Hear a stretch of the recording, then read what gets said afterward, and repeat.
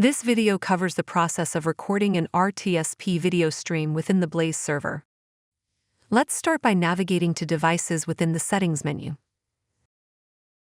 Select Add Device, then choose the Stream URL option.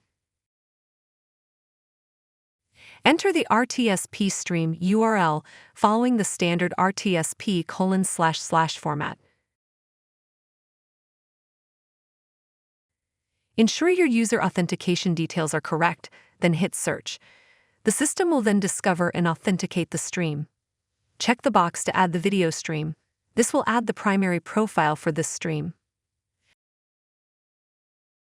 As you can see, the stream has now been successfully added.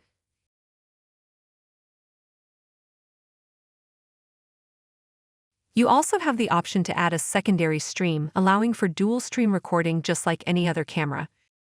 Simply enable the option and enter the corresponding stream URL. Once done, apply a license to begin recording, just as you would with a standard camera.